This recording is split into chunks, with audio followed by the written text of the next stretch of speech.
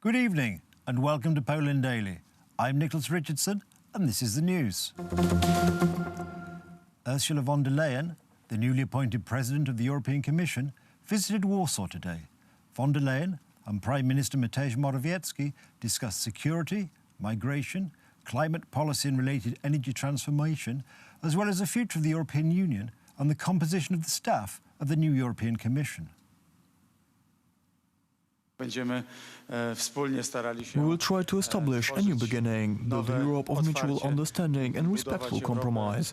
We will work out agreements on many subjects, the various facets of our cooperation in commerce, economy, innovation, immigration and our future endeavours in general.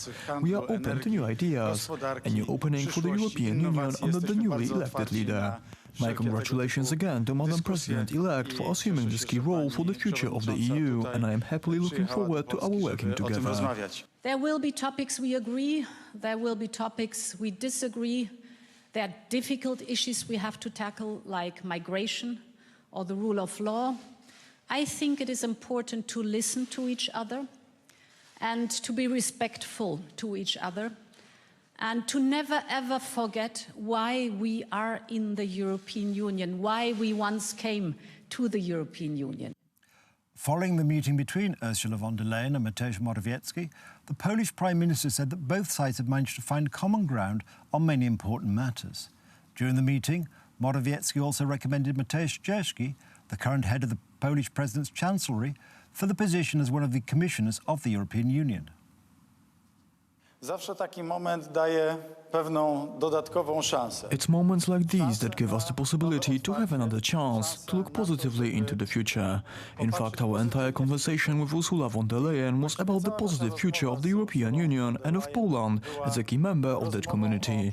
We talked about economic matters, but also those regarding the migration policy, energy security, climate change and everything connected with trade, which is the most important thing for entrepreneurs.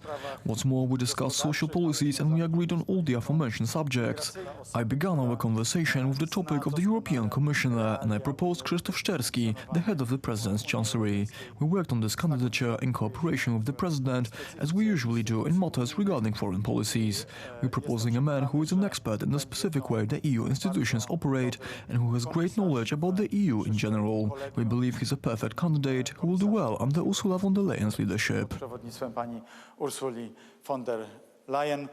The Warsaw District Court has ordered Frankfurter Rundschau, a German newspaper, to issue an apology to Maciej Świerski, chairman of the Polish League Against Defamation. The newspaper got into trouble over a publication concerning Polish historical policy. According to lawyers, this ruling is a groundbreaking event. To jest wyrok przełomowy dla polskiej polityki historycznej czy polskiej polityki obrony dobrego imienia.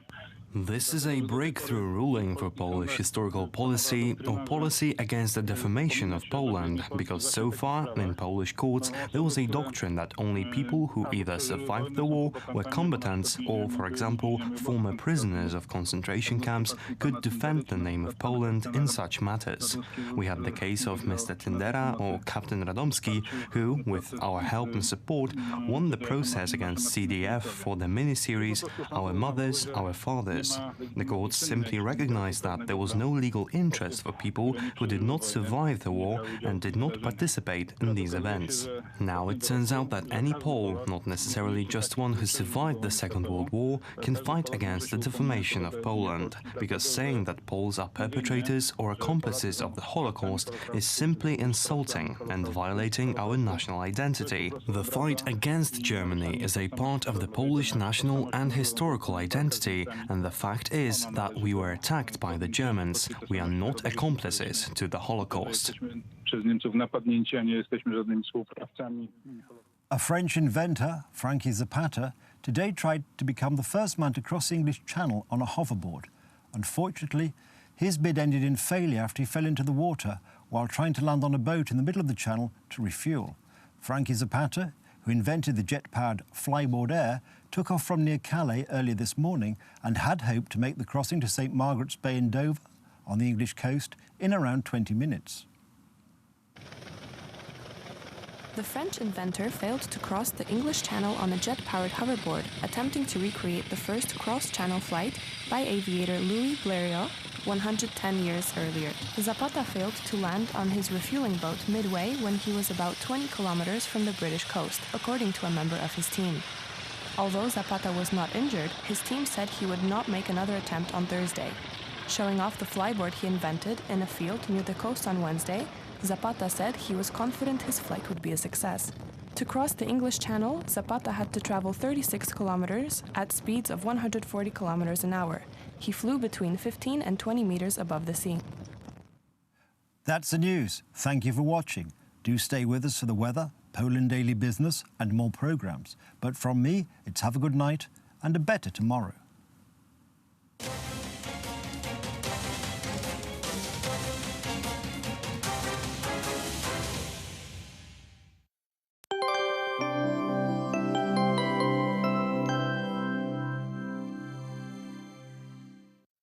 I'm Aleksandra Zarzycka and welcome to Poland Daily Weather. Let's take a look at the forecast for tonight.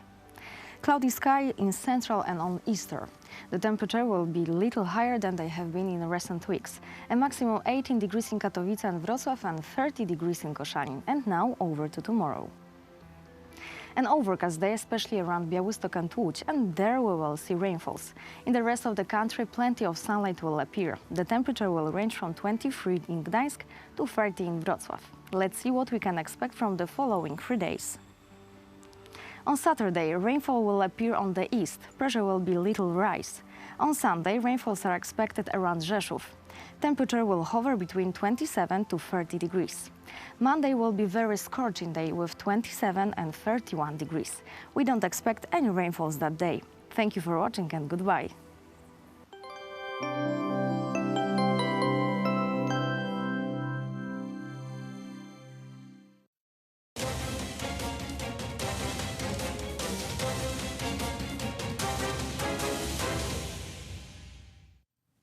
Poland Daily Business Edition, and we will talk tonight about the electronics and devices that are up on the market. We are all used to the thing that mobile phone is gone. Now we have a smartphone that is replacing more and more functionalities needed in our life. Yet a company called Nintendo is introducing new portable console. And why is that? Olaf Wojak of Adam Smith Center, how do you read this decision? Good evening. Well, it's very interesting. We have to understand that Nintendo is a company that really is out of its time. I mean, they already bankrupted almost a few times, and they have rebuilt their strengths for certain years. They're quite old. They started in the 1980s, I believe, with their very arcade games that you were playing in the cards. Yes, of course, and it's very interesting their history, because they really are doing things differently. I know that you're a big fan of Tesla, and you always you like to talk about what they're doing differently. And Nintendo, it's this kind of company in gaming industry. And my question is, are you a gamer? Not really, but well, I am. I know some gamers. I'm a big fan of games. I'm a big fan of educating people by games, and it's really interesting approach what Nintendo had done, since we all have mobile phones and we have devices that really can have games. So why did they showed a new Nintendo Switch Lite yesterday, and why did they show it to the world when there is already a gaming industry so much wide, and they have their own portable console? Well, they made a calculation. They looked at what's going on the market, and they saw that there is a difference, that there are certain people that cannot afford their own console, which costs $300, and that they are willing to spend $200 of having a little bit poorer console and having it in their own pocket. And that's strange logic, because you can buy a console that's a generation older and you buy them for $110, and you will have most of the functionalities of the present day no, equipment. because you won't get the special titles that are coming new, that you won't have the newest games. And I can understand that this is an industry that's growing, and the approach of Nintendo is absolutely different what adults are doing. Competitors as Sony, as Microsoft, they're competing with technology. They're putting the newest CPUs, the fastest memories, graphic cards in their consoles, and they're trying to sell it for big prize, but of course they're fighting. And Nintendo they is have not those even new games on it.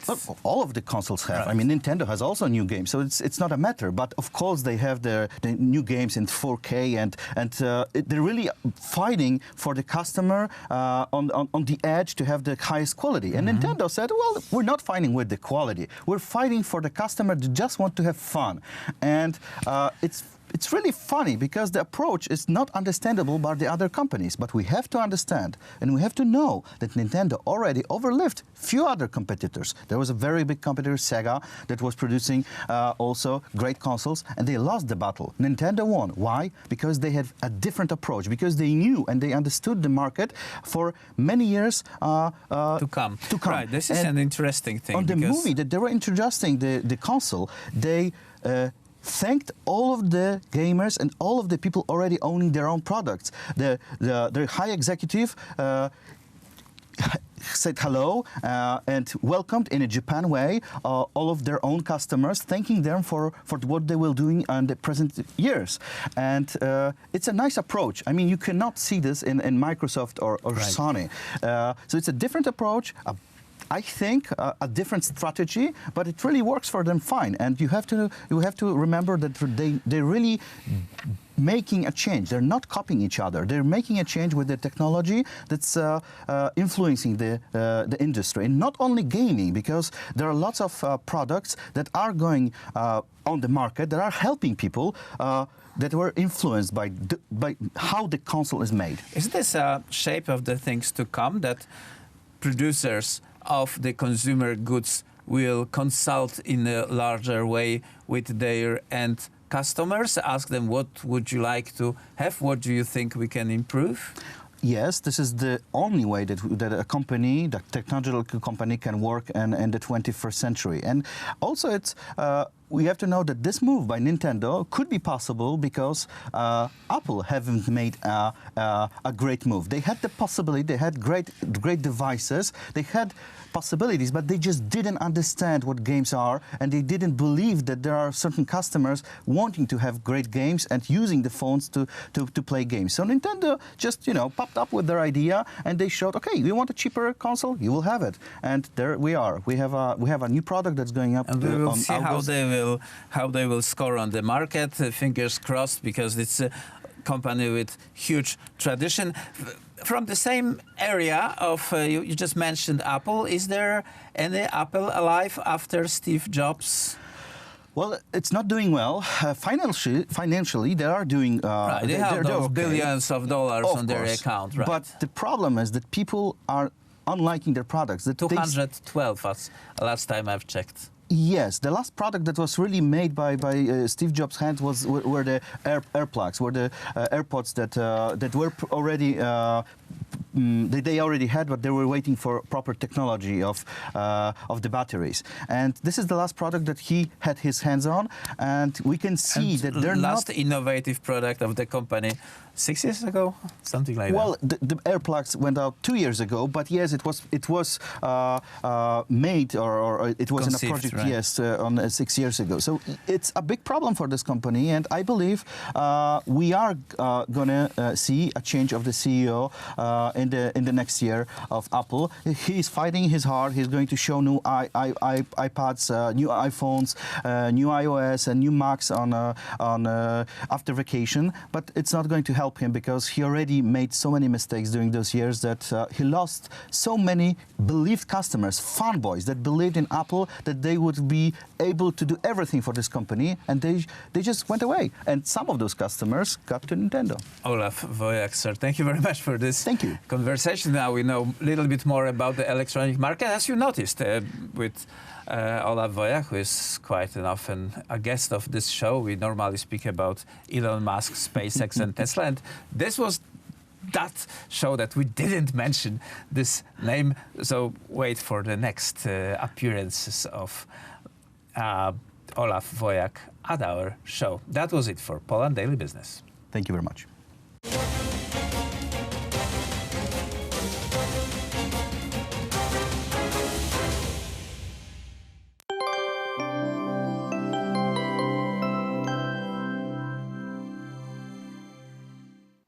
I'm Aleksandra Zarzycka and welcome to Poland Daily Weather. Let's take a look at the forecast for tomorrow. An overcast day, especially around Białystok and Łódź, and there we will see rainfalls. In the rest of the country, plenty of sunlight will appear. The temperature will range from 23 in Gdańsk to 30 degrees in Wrocław. Now let's see forecast for Europe. Temperature will rise in the whole continent. The highest temperature is expected in Rome and Athens, 34 degrees. Warmer weather in Scandinavia as well, and there we will see 27 in Oslo and Stockholm. Loads of sunlight, especially in Central Europe. Thank you for watching and see you soon.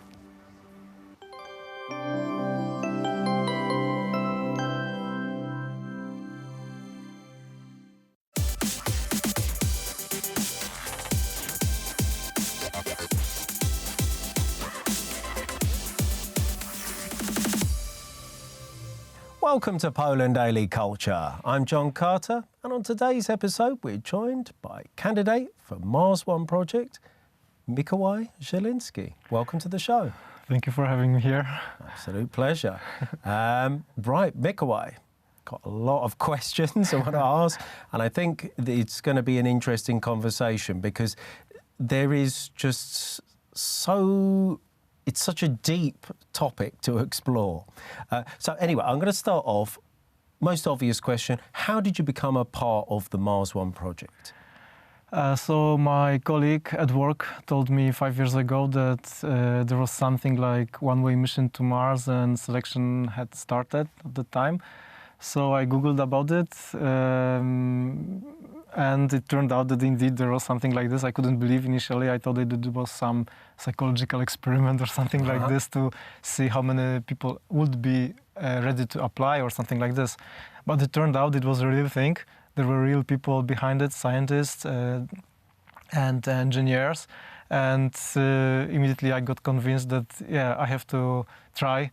Even if it's not a real thing, it's better to apply and see later what this happens. And yeah, it's still developing until today. After 5 years, they make little progress to make it happen. And more people is engaged, involved, and yeah, so it's a really thing. The way you're answering that suggests to me that you had some sort of thoughts about this idea before you read about the project. 1 or 2 years earlier, there was another similar project called Virgil. It was in cooperation Google and Virgin Galactic, Richard Branson. They also announced selection for Mars mission, but it was on the 1st of April. It was just a joke. But that sparked your interest when you saw that? At that time, initially I couldn't believe that something like this is about to happen, because I have some interest in science and technology, and I try to follow up on all these things. And I know that NASA was trying to send humans to Mars for the last 30, 40 years. And I know about some other mission with satellites, rovers, landers sent by NASA, Roscosmos, or earlier Russian Space Agency, and I know how difficult it is, how many accidents happened, and it was quite a brave idea for me at that time. But when I started reading about it and listening to people who were two co-founders who came up with the idea of one-way mission, and also I was reading a book written by Robert Zubrin, who was the greatest advocate of human mission to Mars. And based on all these things, I understood that 2 days with our current technology, if you have enough money, you can really send humans to Mars. Mars One is a highly ambitious project aiming to establish a permanent human settlement on Mars. It might sound like science fiction, but they have scheduled several unmanned missions in the next few years, which will create a habitable settlement before rigorously trained crews depart to Mars. This team is yet to be established. There is currently a 100-person shortlist under evaluation, with that eventually being whittled down to 24 before the candidates undergo some of the toughest psychological training known to humanity. The shortlist includes people from all around the world with a variety of backgrounds. including the only Polish citizen, Mikołaj Zielinski. Mikołaj is a software programmer with a passion for science, discovery and adventure. 5 years ago, he learnt about the Mars One project and, given that the only initial conditions for application were being aged over 18, he immediately applied. However, Mikołaj is not your average wannabe astronaut. His strong desire to discover and help civilization have led him to be prepared to make the ultimate sacrifice and never return to Earth. Could you tell us then about sort of your personal motivating factor to participate in this project? So I was always fascinated with great discoveries and adventures of field scientists, and I thought that I never wanted to be an astronaut because I knew that Poland had no space agency.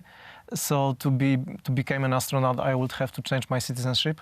For example, to be the US citizen and then apply to NASA. But I didn't want to do it, so I was thinking about some other goal for myself. But it was always around somewhere where science meets adventure, like field scientists who are studying, for example, the ocean floor and things like this. And then suddenly I got to know about Mars One, and I thought that this is even better because it will be the most adventurous thing that you can think about. I'd say so, yeah. Yeah, and at the same time, it will be really, this gives us an opportunity to answer to the also the big question if we are alone in the universe, because we know that 3 billion years ago. Mars had similar conditions as Earth at that time, and at that time life evolved on Earth. So it's quite likely, or life could develop also on Mars. We don't know it, but with current technology, by sending only rovers and landers and scratching the surface of Mars, we didn't find anything, any form of life, any traces of life. But we know that underground. Water on Mars is in liquid form. So if life have developed on Mars at that time, maybe could survive until today in underground water, somewhere underground, like we have bacteria on Earth living extremophilia. These are organisms that live on Earth in extreme environments, in very, very high temperature, very low, very high pH, or also very salty environment, acid environment, and those animals or bacteria would be able to survive on Mars. So if those conditions really were good enough for life to develop, and we could find some forms of life today, it will be really breakthrough for science, for biology, even for philosophy, because first who asked if we are alone in the universe were philosophers.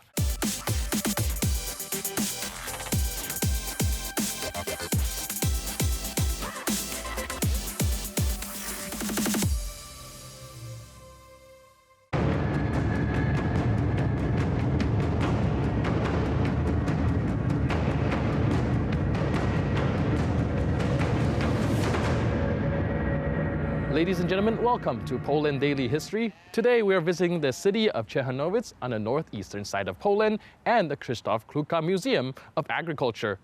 They are organizing a medieval fair, or rather an event focusing on the lifestyle of the nobilities during the 18th century. Join us as we delve into the various aspects of the Polish nobility's life during the time when Poland was under partition.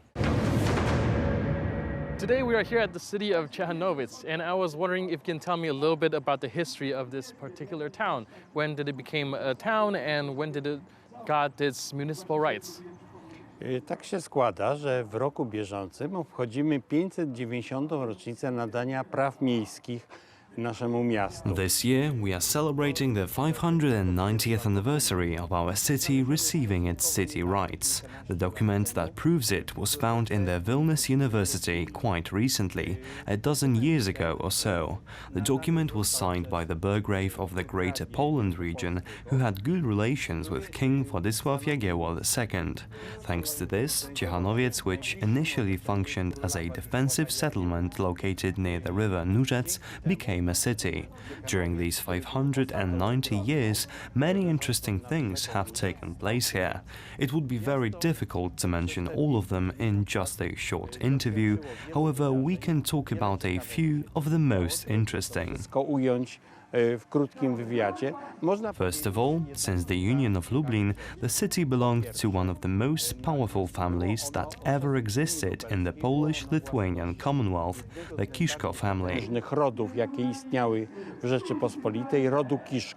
Praktycznie aż do wybuchu Wielkiej Wojny Północnej. Technically, until the last representative of this family, Janusz Kiszko, died, and that happened a year before the outbreak of the Second Northern War in 1655, the city had its best period in history, and it was a period of quickly developing trade and craft. Everything back then really functioned very well, but then the Second Northern War took place and was followed by the Great Northern War in the year of 1700. The city was destroyed and invaded by the Cossacks, the Swedes, the Russians and the Tatars. It was a truly awful time. Now let's move on to the 18th century, when, as a result of family connections, the city became the property of the Ossoliński family. Franciszek Maksymilian Ossoliński, together with his son Tomasz, became the owners of our city. At that time, the city flourished, the Holy Trinity Church was built, the priest and great scientist Jan Krzysztof Kluk lived and performed his pastoral ministry here. But these are not the only great events that happened here. The Third Partition of Poland ceded our city to Prussia.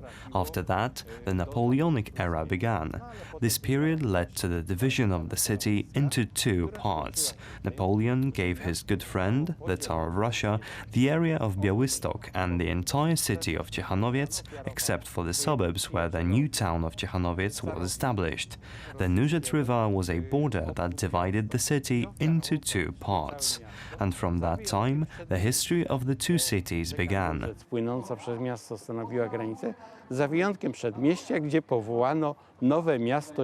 The new city of Ciechanowiec was located here, where we are right now. The second, the old city of Ciechanowiec, was located on the other side of the river. Our side was called the Polish side, and the other the Russian side. They had to name them in order to distinguish them from each other. The customs office and the state border was located on this side of the river in the new city. What is more, the smuggling routes developed quite swiftly here. They mainly traded with horses, but of course it was all done illegally. The smugglers were stealing horses in the new city, but selling them in the old city of Ciechanowiec. We had many spies active in this region as well. There was, for example, a very famous Prussian spy, Wilhelm Hickman. Unfortunately, we don't know exactly which country he served. As we know, this was the time of the Napoleonic era, so the Prussians had no business here, but Hickman had to spy for someone. Anyway, such things were normal at that time in the city of Ciechanowiec. What is also interesting is the fact that during the Polish January uprising against Tsarist Russia between 1863 and 1864, the activity of the insurgents was very visible here, and there is a great event associated with the city of Ciechanów and the January uprising. One of the greatest regional Russian oppressors who murdered and persecutes Poles was hung here by the Polish gendarmes, the so-called hangman, who executed the sentence against the Russian oppressor delivered by the Polish underground national movement. Then we have the post-uprising times and the First World War. After the war, the Polish state was resurrected and both parts of the city were united again. But the division, as we remember, into a Polish side and a Russian side continued. We can also add that during the interwar period, the city had over 12,000 inhabitants. Some historians say that the city had about 14,000. I think it was about 11,000 people. That's a lot, because it's more than 2 times the inhabitants we have today, because now the city barely reaches 5,000 people. But still, it is a very interesting city with a 590-year-long history that is truly worth exploring. Mająca olbrzymią 590-letnią historię. The city of Ciechanowiec has always been a border town. In the 15th and start of the 16th century, the city was located in a region contested by the Duchy of Mazovia, a fiefdom of the Polish Kingdom, and Lithuania, with both regions ruled by the King of Poland and Lithuania. We will ask the historian Norbert Tomaszewski about the effects the status of a border town had on Ciechanowiec. You told me earlier that this town served as a border town in the 19th century, but I also know that it also serves similar function in the 15th and 16th century, and I was wondering if you can go a little bit into that. Sytuacja, jaka była w XIX, początku XX wieku. The city's situation in the 19th and the early 20th centuries between Congress Poland and the Russian Empire was pretty much the same as it had been in the 15th and the 16th centuries. The city was located near the Nurzec River. The no longer existing defensive castle was built by the river, and Ciechanowiec functioned as a border city. The boundary was located between the Duchy of Mazovia, ruled by the Grand Duke Janusz I at the turn of the 14th and 15th centuries, and the ruler of the Grand Duchy of Lithuania, Vytautas the Great, who wanted to take over the Polish crown and occupy as much land as possible. That is why the Mazovians were attacking areas temporarily occupied by the Russians and Lithuanians. On the other hand, the Lithuanians were invading the Mazovians. The Baltic tribe of the Jotvingians were also invading this area from the north. Some people say that even the Teutonic Knights conducted some raids against this area. There is one very interesting fact about the city. Apparently, there was a note from 1241 that said, Ciechanowiec, a defensive point, was destroyed by the Tatars. As a historian, I spent half of my academic life trying to find this note, but I couldn't. This is another legend about this place, but as we all know, there is always a grain of truth in legends, but we can safely say that the city of Ciechanowiec was a border city practically from the early Middle Ages until the 1920s. Lat 20. XX wieku. As we have seen today, the Polish nobility faced a wide range of problems at the end of the 18th century. Most prominently, the loss of national sovereignty due to infighting. Nevertheless, they were able to preserve their culture and tradition throughout centuries for future generations to admire. That's it for today. I'm your host, Benjamin Lee, and I'll see you next time on Poland Daily History.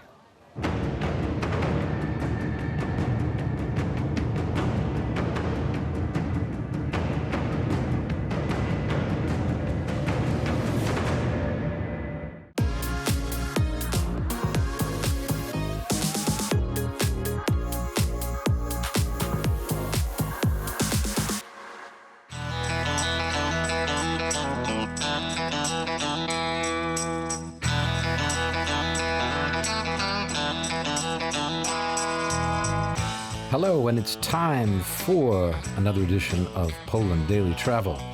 This time we're taking you to Płock. That's right, that ancient capital of Poland, northwest of Warsaw. It's only 100 and some kilometers, but it's almost a world away from the hustle and bustle of the nation's capital. Płock is famous for its situation on a bluff high above the Wisła. Its cathedral is known as one of the 5 oldest churches in Poland. Its location is at a junction of ancient shipping routes, which made it a very important medieval city. Nowadays, it is the home of the Museum of Mazovsha with its excellent collection of Belle Epoque furniture. And that's before you even consider the city's most original asset. And that asset is the longest pier on a river in the whole of Europe. The pier extends out into the wide Vistula, and provides a natural harbor for smaller boats, mostly pleasure craft and some smaller fishing boats. So when you're in Warsaw, Płock is not that far away. It's an enjoyable day out. You'll have to get your car. There's no train service there. You might take a bus, but it's worth it to see the beautiful countryside between Warsaw and Płock. So stay tuned as Poland Daily Travel takes you to the princely city of Płock. Poland Daily Travel, your favorite travel programming about Poland. Welcome back to Poland Daily Travel, and I have found the largest teacup in all of Płock. It is the king's teacup, is it not? No, it's not? I was just guessing. It's a chamber pot. What? It's a chamber pot. So the king would have a pot full of tea? They call it not a cup, but a pot full of tea? Or a pot full of wee? What's going on? It was a chamber pot for everyone who lives here, not for only for kids. So what would they do? What would they do with that? You know, they hide it under. Oh, they hide it under yes. the bed. Okay. And when the Easter bunny comes, he puts the eggs in there. Okay. All right. I see. We'll put the chamber pot under the bed. Yeah. Okay. Under the bed. Good. And why did they use that? Why couldn't they just go to use the bathroom? Bathroom wasn't in such apartments. What? If you wanted it's a huge apartment. Why didn't they have a bathroom here? If you wanted to take a bath, they bring the bath here in the bedroom. Okay. And it was a kind of celebration of taking a bath for all of the members of family. So they would bring the bathtub in here on a Saturday, let's say. For example, yes. Yeah, there's no TV, so they just watch each other take baths. Interesting. From the little one till the oldest one. Oh, really? Yes. Good Lord, that sounds a little odd, but never mind. I think I'd want to take a bath in front of my whole family, but that's just me. Yeah. I don't even like taking a bath in front of my cat. But that's just me. Yeah. I'm different, I suppose, than people in the 19th century. Yeah, and it's not about me, is it really? It's about them. So they had a bath in here. This was like everything you were doing in the bedroom, right? Not everything. Not everything. Not everything. I didn't mean that, but you know what I mean. Yes. I mean, I guess you did do that in the bedroom. But what? What? No, nothing. Do you have to dress like that? Me, no, but because ladies... that would stop me doing the other thing in the bedroom if I had to dress like that. Ladies had such a... Ladies dress like that? Yes. It's very... Through the night. But you're in your bedroom, so why would you dress like that? Because no one's seeing it. You have to remember that it was other kind of way. A different way of thinking. Yes. There was modesty, more modesty. Yes. Not like the latest photographs I saw of Magda Cilecka in Elle magazine on the beach. No. And she was not wearing that. I can tell you. So, the fashion... Magda Cilecka is a very famous actress. Yes. And she's a very good actress. Yeah. Yes. I once did a scene with her, but it's another story. We're here in the bedroom. So what else is different besides the bath, the chamber pot, the weird dress? Mm-hmm. What else is... Beds. Mm-hmm. The two different beds. And they didn't have a bed together? They would have separate beds? No, they haven't. Yeah. But we have the second bedroom upstairs. We have two beds together. Okay. Because during the 19th century, it changed. What changed? Kind of living. You mean they put the beds together? Yes. So yes. This was typical not to have the beds together? Yes. And then it became a thing, because people don't know this, I didn't know that. Yes. And then suddenly the beds were put together. In some families, years before, people even have diverse bedrooms, husband and wife. So they sleep apart of each other. What? Yes. What's the point of being... The kings and queens, they live like that. They didn't have one bedroom. Good Lord, I'm glad I'm not a king or a queen. You know what I mean? Yes. That wouldn't be much fun, would it? Okay. At any rate, what else do we need to know about this exciting bedroom? As you can see, here is more dark than in a dining room or living room because of the intimate atmosphere. Here, only members of family could came and rest. Especially if everybody's taking baths, you don't want. For example, you don't want the neighbors wandering through. What's Penny Kowalska doing here?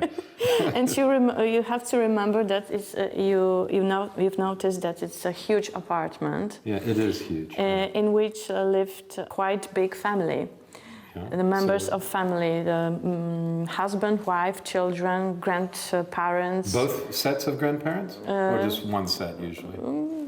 It would depend, right? It depends. It might be both sides of the family could be here. It's amazing, isn't it? Yeah. Nowadays from one, from just one family. Yes, yeah. Usually the wife's family, or maybe it also depends of the situation. Depend on the situation. Yes, and we have to remember that also the staff lived here. How many staff would you have for a big apartment like this?